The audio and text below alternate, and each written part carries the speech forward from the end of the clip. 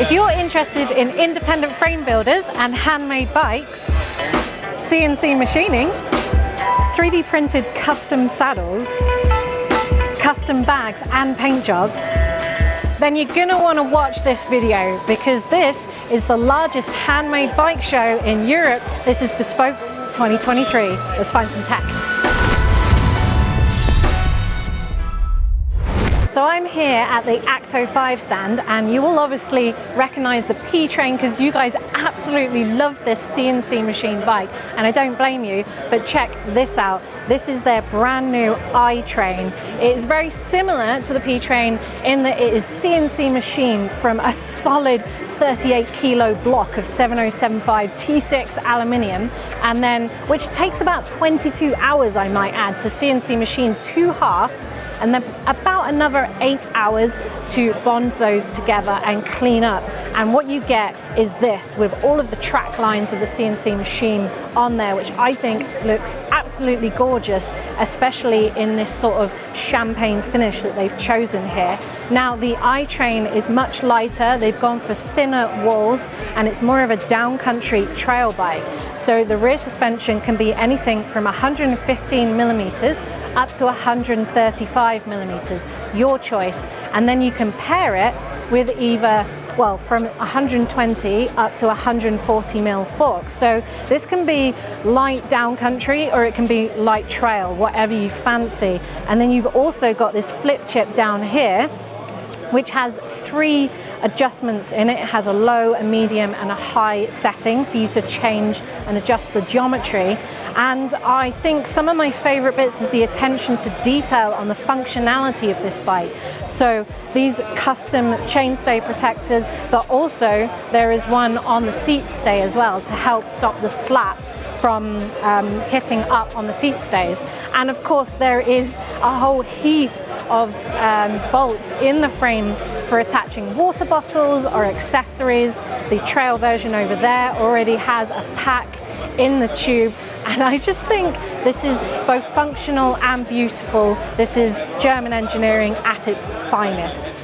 Now, just before I leave Acto 5, because I'm in danger of staying here all day, you may recognize their cranks previously, which were CNC machined from 2 halves and bonded together so that they're effectively hollow on the inside. But now they're using a solid block and machining out the center so that it basically minimizes the amount of process that needs to go into it and materials as well, which should save you a bit more money in the long run. So check those out if you're interested.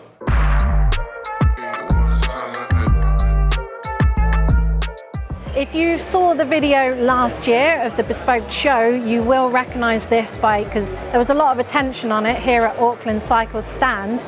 And over here is more of a finished product now. So we're a year on, he's made a few refinements, shaved a bit of weight here and there, changed the adjustability on the geometry. And although there's an air can in here, he has actually worked out that coil is much better for his suspension kinematics. And he's been racing it all year at Ard Rock, Tweed Valley, even the BC bike race. So it has been proven out in the field, and it now has a nice finished fireball paint job just to signify that it's now nearly ready. So come springtime, you should be able to buy one of these custom made with cable ports if you want to, or full electric and a nice clean finish. So keep an eye out for those guys next year.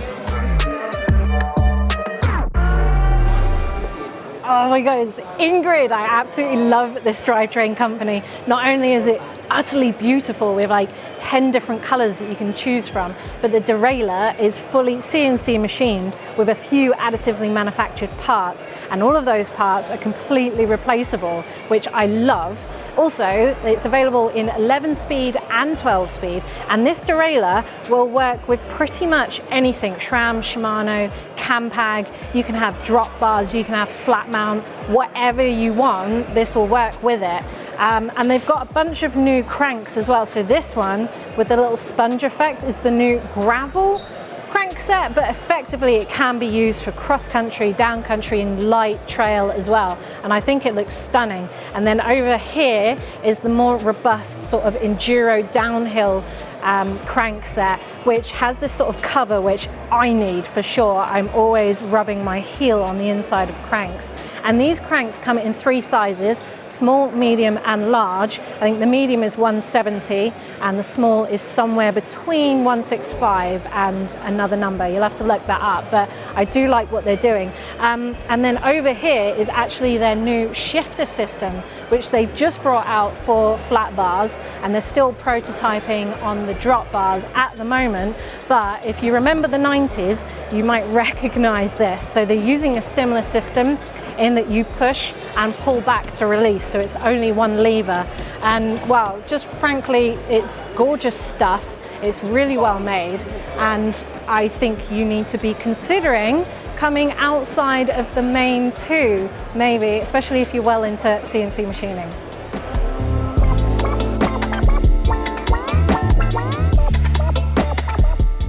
Here is a handful of bikes from Zelli, which is a Czech brand, and Zelli means from steel, so they're all steel chromo frames here, and they actually provide a full range of mountain bikes, not just one. They've got a free ride, they've got trail, they've got enduro, they've even got a 26-inch slope style bike. And I just love the attention to detail on the internal hosing. The welds are perfectly uniform. They've got a different suspension kinematic depending on what genre they're going for. You can have it in mixed wheel, 27.5 or 29. I also like the fact that they've additively manufactured things like mud guards to protect this beautiful in-10 shock here, and also chain guides as well. And I just think it's easy to overlook a brand like this, but I think they're doing something really exciting. This is the Nausum, the enduro bike, for example, and what they've done with the suspension layup is that they've made it incredibly sensitive on the initial stroke, which then really quickly ramps up. So it should be great for eating small bumps on your enduro tracks and your local trails. And then if you want to take it to the bike park, it is going to be super progressive and really supportive as well. So I think this is a consideration if you're looking for a proper off-road handmade bike. So Suba is actually from a French frame designer, and he's been working on hardtails for the last 3 years out of Barcelona, and now he's brought out the full suspension. And obviously it caught my eye because it's a high pivot design with this floating rotor system as well, because obviously it's a single pivot, so it does free up that braking system a little. But also you can run a gearbox in it. So you can see down here this kind of hollow CNC machined bottom bracket, which you can obviously run as a normal bike, or you can put a pinion gearbox in there or an FE gearbox as well. Now this is ridden by the owner himself. He's a big French park rat. Now the designer uses a mix of lugging, as you can see this interesting gusset work at the front, and also fillet brazing at the back here. There isn't a sort of strength functionality difference to welding, TIG welding versus brazing really, but it does give this nice smooth finish to it, which he really likes, and then paints it so that it doesn't go all rusty, obviously. But anyway, this is pretty much a finished prototype, although he does say that he will be making the rear triangle and the floating rotor arm here out of carbon in the future to lighten things up. So one to watch, and they are ready to be sold if you're interested. I know this isn't a mountain bike, but it is off-road. This gravel bike is absolutely stunning. This is from Amapola, who are Spanish frame painters and designers that are based in the Netherlands now. And what you can see is the fillet brazing is visible here on this sort of clear powder coat, which is a marble effect. And also what's really nice about this is these bags match into the frame. Now you'd think that maybe the paint came afterwards, but actually they painted this bike and then they used AI to design a pattern that matched the paintwork so that they could get this custom printed onto the bags. And it just, the unity in it is stunning. And obviously they've matched the fillet brazing with a bit of gold leaf on the logo there, and everything is bolted in and really neat, and I couldn't walk past it without giving it a little nod. So yeah, hats off to Amapola for just a stunning bike. So this is a box of phenol resin. It's actually used in orthopedics so that you can map the contours of your foot and get a custom sole. But actually, this is in a smiling butt kit. It's basically to measure your sit bones and get a custom fit, additively manufactured or 3D printed saddle. And you will be asked to sit on this and take some photos so that they can scan your butt effectively. And then they will ask you a few questions about your riding style, your gender, how flexible you are, maybe how many miles you do. And they will completely custom make that saddle for you. I'm going to give this a whirl and show you what it takes. So here's my butt imprint, and this would then, well, I take some photos of this so that they can scan that in and give me a custom saddle much like this in an array of colours. And this will be £390 in the UK or €441, and it will be shipped globally.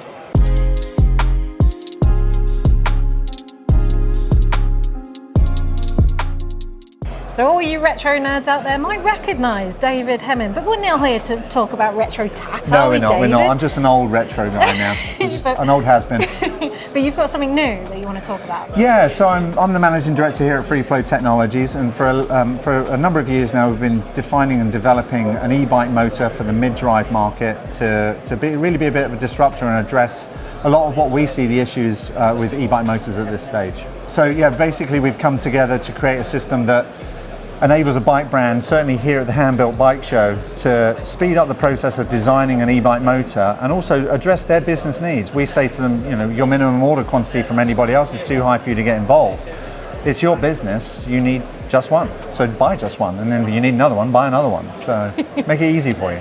So in terms of a customer point of view, you might be able to get yourself a handmade bespoke bike that is an e-bike now, and what are the considerations that they should be thinking about when maybe looking at your brand? What would they get that's different? What's it like? Yeah, I mean the key thing with anyone making a handmade frame is that it's a truly artisan made product. It's certainly the bike when you turn up at a trailhead mountain bike and the people look and go, oh, you have a Starling or you have a Kotick, and you know that brand stands out because it's pretty unique. The trouble for those brands is moving that into an e-bike technology built bike is it compromises what they're trying to say and achieve with the look of their bike.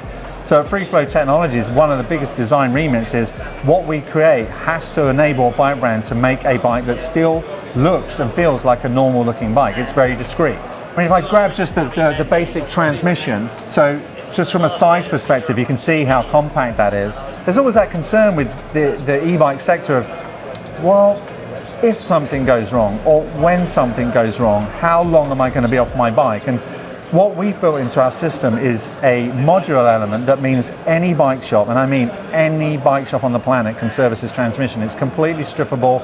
The bearings can be replaced, the motor can be serviced, the gearbox can be re-greased, the cranks can be replaced, and even if it comes down to damaging the motor case, the consumer can buy each individual component to keep their transmission going for year after year after year after year.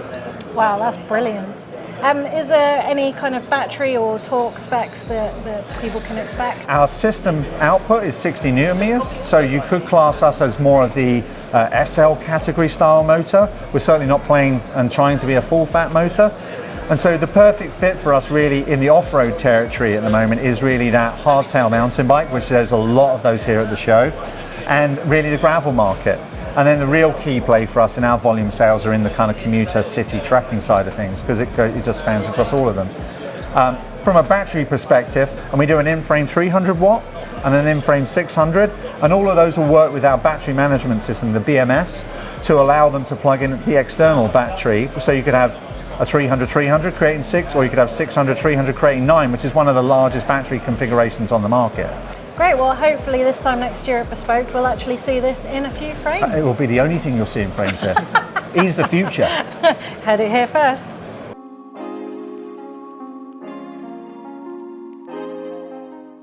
You may think you recognize this bike from last year's coverage of Bespoked. I'm here at Hon Cycles, and this is still their titanium full suspension bike, which is welded into these additively manufactured parts done from cold metal fusion. But the big difference this year is that they've tweaked it a little bit. So they're using thicker walled down tube here and also thicker tubing in the rear triangle, just to stiffen up the rear end and stiffen up the whole bike, because titanium can be quite flexible. And also it allowed them to give a bit more clearance in the rear for wider tires. However, what's really caught my eye is over here is their hardtail. Now it does look like a gravel bike because it has drop bars on it, but he did originally spec it with flat bars, which is why you can see that we've got just a normal mountain bike drivetrain on here, and the Cipullo trick stuff brakes. But anyway, I just love this paint job, and what he's done is gone for a very simple design, and he used a lot of brazing, so fillet brazing instead of welds, just so it's nice and seamless, much like his full suspension bike. But he hasn't used much of the additive manufacturing parts because he wanted to save some money and make this a bit more of an affordable design. So if you like the look of those bikes but you want to save a bit of money, go for a hardtail, then this might be the bike for you.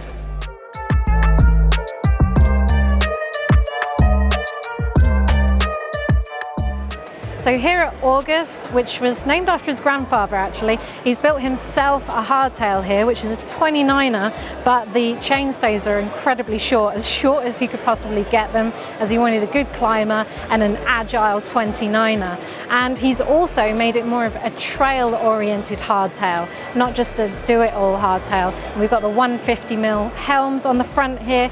We've got a super neat internal cable routing here, and this seat stays really interesting. He's kind of flipped the shape on its head a little bit, which means that he could go bike packing if he wants to put a rack on there, but also it creates this little triangle at the top here, which makes it incredibly strong and stiff as well. And I just think it's a great looking bike.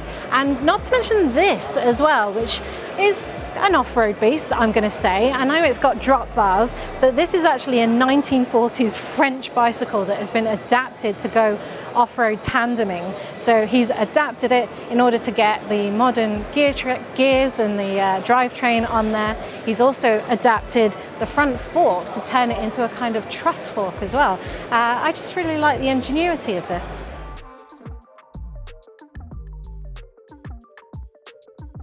Bourdieu is a French independent frame designer, and this is actually one that he did for his dad. It is almost fully titanium with a few additively manufactured parts to make it possible, and then also a carbon seat tube, which actually just adds a little bit of flex for his dad to go off adventuring and graveling. And he's also incorporated it with this pinion mechanical gearbox as well. And he additively manufactured the cranks especially because it actually saves 200 grams on the original crank, so that's a really nice touch. And they also changed up the shifter because they didn't like the sort of grip shift style, and also didn't really work with the drop bars. But over here is their hardtail. Now what we have here is a 100% titanium cross-country bike. It is designed to be light and stiff. That's why we have this sort of asymmetric design down here on the chainstays. And you've got a head tube, and the cluster up here by the seat post is additively manufactured, as is the dropouts, which now incorporates the new Axis style UDH. And also he's made his own seat post here, which is basically a copy of the Envy seat post, but made in titanium with the top section additively manufactured to make that possible. And it's just a nice looking bike, and obviously the Synchro Silverton SLs, which are brand new, hot off of Nino Schurter's bike. Well, maybe not these ones, but they do set it off really nicely with that top World Cup winning Öhlins fork as well. Oh, one more thing to add is that they've also additively manufactured the crank on this mountain bike, because not so much for weight saving purposes, but it does blend in nicely with the frame, and it also allows you to custom spec the length. And this whole bike is 8.9 kilos, so that is a sub 20 pound XC bike. Pretty nice. Well, I am absolutely pooped. That is another Bespoked show to chalk off, and I almost always walk away with a bike of my own from here. There's some absolutely stunning stuff. But you guys, let me know what you like down in the comments below. Let's start up the debate. And we might have some tech left over in the tech show, so check that out on Wednesday. But for now, goodbye, I need to fly.